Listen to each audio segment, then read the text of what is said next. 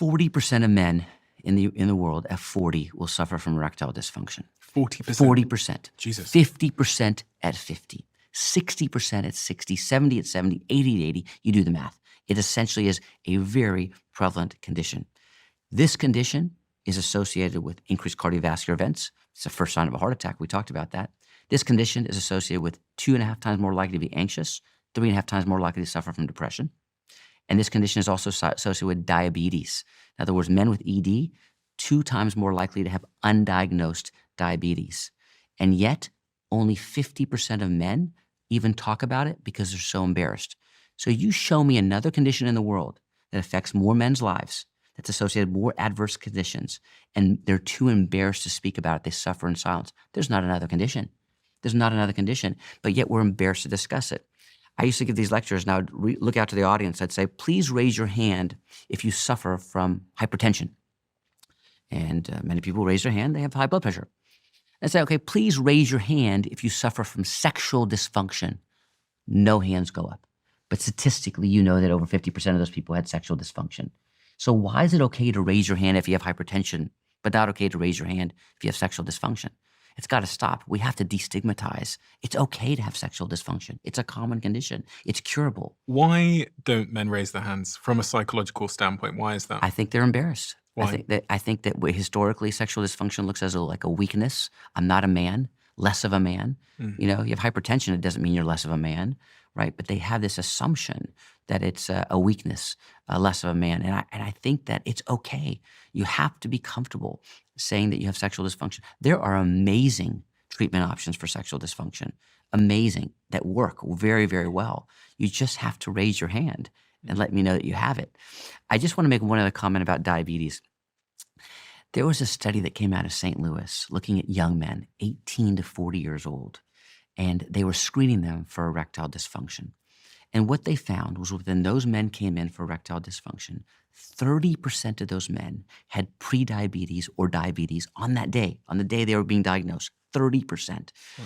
And I thought to myself, young men do not go get screened. I remember when I was 30 years old, I didn't go in for my annual blood pressure check and my annual sugar check. There's no way I'd get my glucose checked. But if a young man gets erectile dysfunction, he is at my front door first thing tomorrow morning. They show up. That's the first thing they're going to do because it's a very big condition to them and they want to get treated.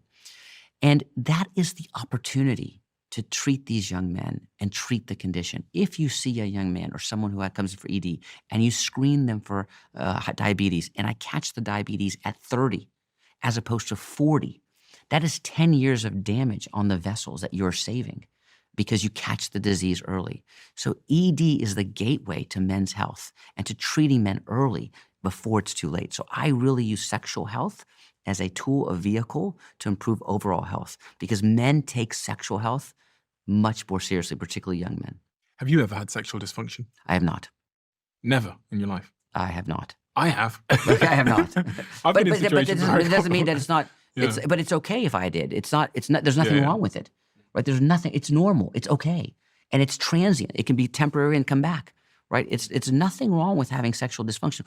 We must destigmatize it. It's completely okay. The reason I'm sharing this is because if anyone else has been in the situations I've been in are generally my sex life has been good my whole life, but there's been certain times with certain partners, or you might be drunk a little bit, or in the day when I was single, there was like the odd person who, for some reason, it just wasn't working for me, or there was other instances in a previous relationship where near the end of the relationship, I'd like lose my erection during sex, and that became a little bit bothersome for me because I was like, oh my God, like it almost made me not want to have sex with this person, or it convinced me that maybe I don't like them anymore, or something else was going on. And for me, it has always been, what's the word you use, psychogenic? Yes. It's always been in my head that the problems have arose. And the other part of the thing that I've experienced a lot is in terms of libido, I have like no libido when, actually it's slightly different. When work is very, very busy and I'm very, very tired and I come home very, very late,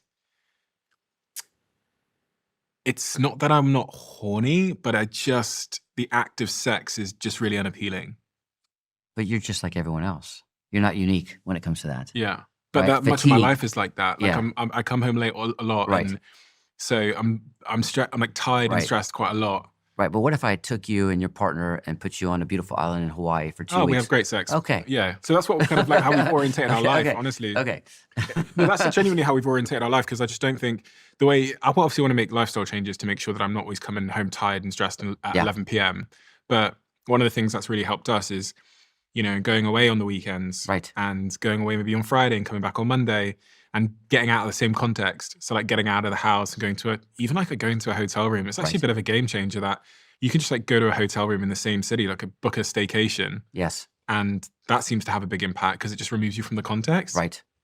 And then like, going away for the weekends, holidays and stuff. A lot of my friends say to me, they go, when they're struggling with their sex life, they just like book a local sort of staycation. Yeah. And I wonder I don't have kids, so I've not experienced the impact that kids can have Which on can libido. have a significant impact. Really? Right. Because it increases your stress. Right, Right. okay. Particularly for many times for the partner as well. So if you both are stressed because of the children, sex goes lower and lower on the totem pole. And underslept as well. Right. If you're not sleeping, if you're having to wake up Yes. and be like, oh gosh. Right. Isn't there stats that say like when someone has a kid, their sex life like vanishes for 18 months or something? I don't know. I'm not familiar I with really- that stat, but I I read believe it. something I that- believe it. I believe it. I read something about post having a kid, Yeah. libido, but also Yeah. just like sexual function. It makes sense. I see it Really? in couples. And particularly, many times it can take years for them to start engaging sexually because the stress is so high, particularly when they originally have the child. There was a British study done that found over 80% of women experience sexual problems 3 months postpartum, with nearly 2/3 still affected at 6 months, Yes. which is a lot of It's a lot of women. women, and that's Yeah. a significant amount of time. So, what about premature ejaculation? Let's talk about it. Very important. So sexual dysfunction, we've been talking about ED today, right? But there's many different types of sexual dysfunction. There's premature ejaculation. There's Peyronie's disease. There's delayed ejaculation. We're just focusing on one aspect. Premature ejaculation affects 30% of men globally. 30% of How men. do you define that? There's two ways to think about it. When they come in, you have to figure out, is this lifelong, going their whole life, or is this acquired? It's very important because it takes me down two different roads. If you say, look, I've never had premature ejaculation, and yesterday it started, that's very different than if you come to me and say, my whole life I had premature ejaculation. And we now define premature ejaculation as having an ejaculation less than 2 minutes. It used to be 1 minute, less than 2 minutes. You have to have a loss of control, like I couldn't control it, and you have to be bothered by it. So if you tell me, Stephen, look, I ejaculate in 30 seconds and I'm happy. I say, great, then we're done. You are content. You have to be bothered by the condition. The average ejaculatory time in the United States is 5.4 minutes on average, right? The average time for a woman to achieve orgasm is typically 13.4 minutes. So there's a big discrepancy here, as you can see, right? So 30% of men suffer, but we know that only a small percentage of these men, 9% of these men, will ever seek therapy. And it can be a significant problem in a relationship, and that needs to be addressed. Okay, so there's not like a time limit. It's not like, okay, if you're coming within 2 minutes, then you got a problem. Well, let's say you're not bothered by it. Let's say you and your partner are completely satisfied with it. What's the problem? Okay. What's the problem? And sometimes, if you think about acquired, means that typically we define it as 50% less than your normal time. So if you say, look, I typically used to ejaculate in 8 minutes, and now it's 4 minutes, and it's bothering me. I'd say, okay, that's an issue. So we talk, it's relative. What's comfortable for you? And some men will say, so I think that's very important to look at the definition. The treatment options are actually quite simple. One of the best treatment options is sex therapy, because we can train your mind. We can train you to delay that ejaculation. There's techniques, the start-stop technique, the squeeze technique, how we can delay it. No, but there is. But most men say, just give me a pill. I don't have the time for this. Just give me a pill. But there are ways to do it with sex therapy, which I think are fantastic. Sex therapy is a cure. The pill is just a Band-Aid, right? Sex therapy is a cure. But the pills that we use, the most commonly used pills, are antidepressants because they increase serotonin and make it harder to ejaculate. Well, that's what we want in this situation. We want to delay the ejaculation. So we can use antidepressants. They sometimes have to be taken daily, which work better. Or you may have to take it on demand. But if you take it on demand, 6 to 8 hours ahead of time. So you need some notice. But there's going to be significant side effects of taking antidepressants. Yeah, there are side effects of antidepressants. So I try to stay away from them. And the other ones I try to use are topical lidocaine sprays. Because if I decrease the sensitivity of the penis, you're more likely to be able to engage in sexual activity for a longer period of time. So those are commonly used. So sex therapy and sprays are very easy to use. You don't need a prescription for sprays, and they're commonly used.